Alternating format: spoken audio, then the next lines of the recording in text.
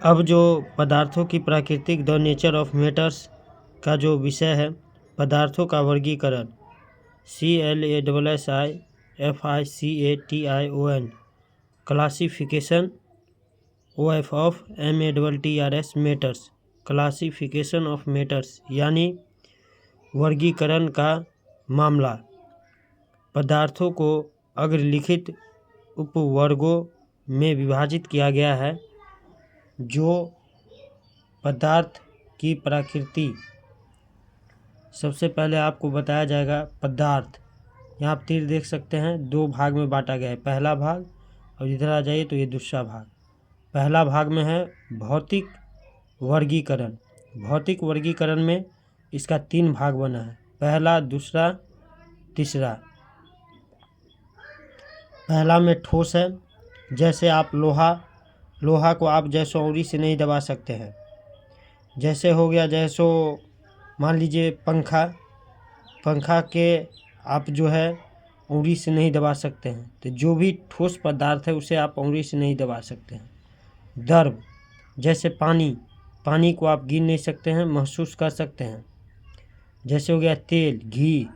उसके बाद है गैस में जैसे हो गया LPG गैस, CNG गैस, बहुत सारा गैस आता है। जैसे हाइड्रोजन गैस हो गया, बहुत सारा गैस है। तो जैसे आपको भौतिक वर्गीकरण में 3 प्रकार का बस पदार्थ जैसो देखने को मिला, ठोस, द्रव और गैस। अब इधर आ जाइए, दूसरा भाग में चलते हैं हम लोग। रासायनिक वर्गीकरण देख लीजिए, यह है क्या है, रासायनिक वर्गीकरण। इसका 2 भाग, पहला भाग, दूसरा भाग। पहला भाग है शुद्ध पदार्थ। अभी हम आपको पहले भाग में ले चलते, फिर यहाँ आ जाइए। फिर इसमें 2 भाग बन गया, पहला भाग, दूसरा भाग। इसमें आप देखिए तत्व को पहले समझते हैं। पहला भाग का तत्व है, इसमें भी 2 भाग है, पहला भाग, दूसरा भाग। पहला में धातु है, दूसरा में अधातु है। तत्व में 2 प्रकार के पदार्थ पाया जाता है, पहला तो धातु होता है, दूसरा अधातु होता है। जैसे मान लीजिए सोना धातु है, और जब वो जैसो या बिझा जाता है तो हम उसको साफ करवाते हैं तो वो अधातु बन जाता है। उसको साफ कराने के बाद फिर वो धातु बन जाता है।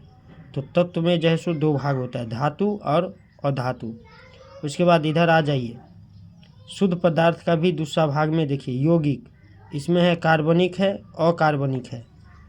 इसके बाद आप यहाँ आ जाइए, रासायनिक वर्गीकरण का पहला भाग में तो शुद्ध पदार्थ के बारे में आपने यहाँ तक जान लिया। अब आ जाइए दूसरा भाग में, मिश्रण। यहाँ क्या है, 2 भाग है, पहला भाग, दूसरा भाग। पहला भाग में है समांग और दूसरा भाग में है विषमांग।